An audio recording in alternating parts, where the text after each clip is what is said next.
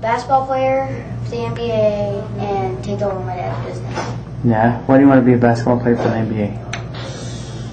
Because I love basketball and it looks fun. I want to be a princess. Why do you want to be a princess? Because they are pretty. Okay. Astronaut. Yeah, you want to be an astronaut? Why do you want to be an astronaut? Because I love space. You like space? Hey, Annie, what do you want to be when you grow up? A teacher. A teacher? Why do you want to be a teacher?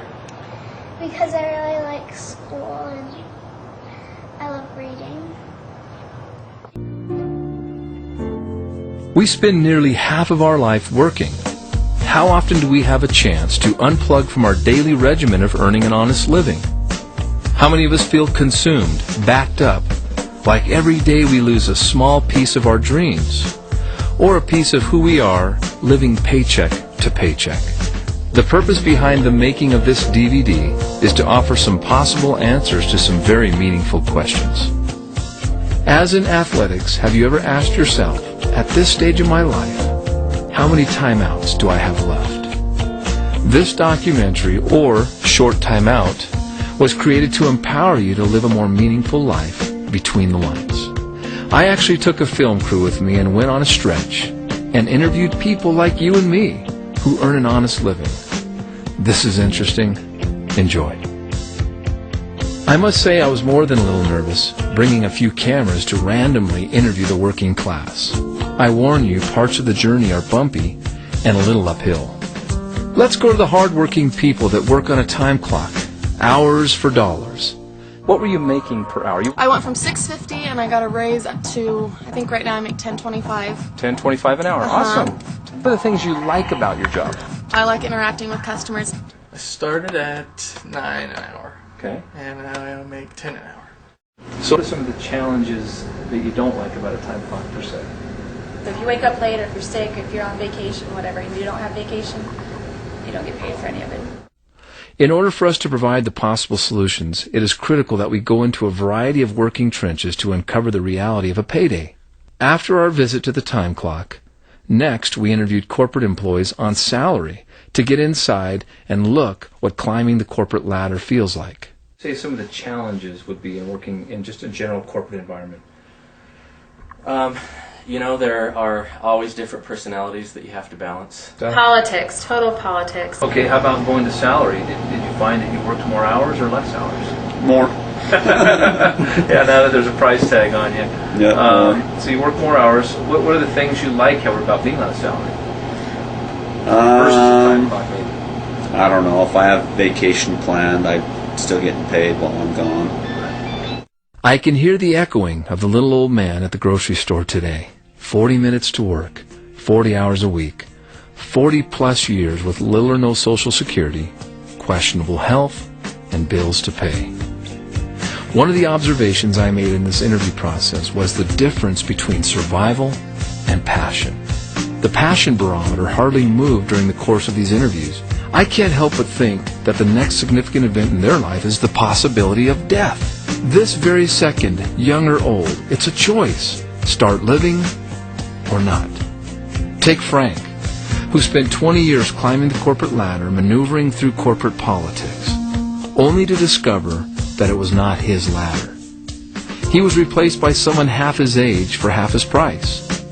What if you had the money to start any business and be the boss?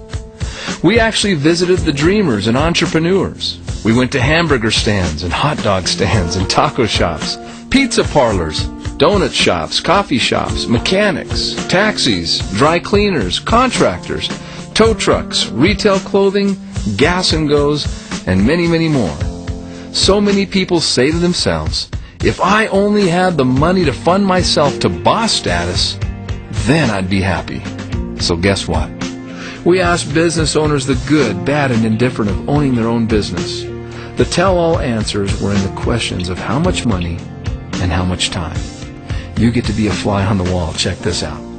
I spent 7 days a week, 16 hours a day, 102 hours a week. Oh, 102 hours a week. Did you take a vacation? I took 4 days off the first year. How many cups of coffee you need to sell a day to pay your overhead and break even? At least 100 cups a day.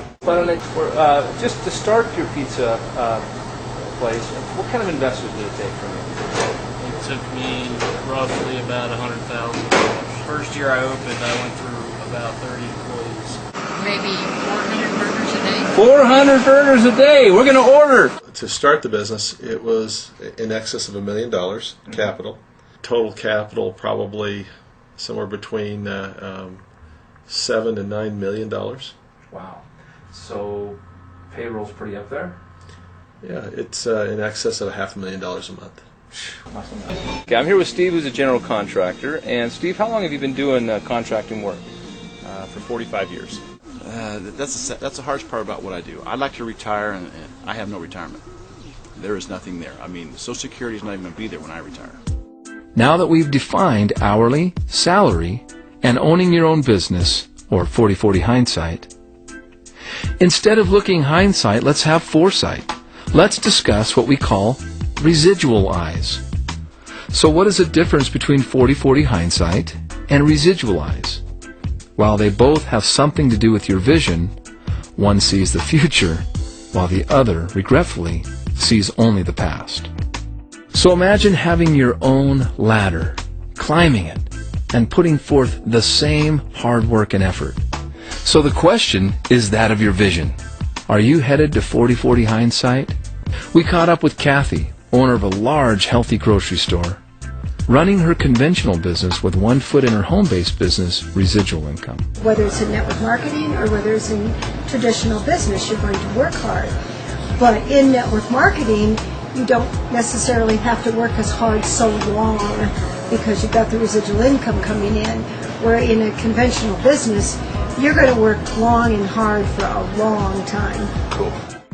Okay, so now we're going to show you how things look through residual eyes. If you could afford 30 or 40 of these and you got a piece of every single toe that went out every week, every month, you wouldn't have to work again. Okay, final question. What if today you could make a commission off of every one of their jobs? How would you be today? How well? I'm going to be wealthy.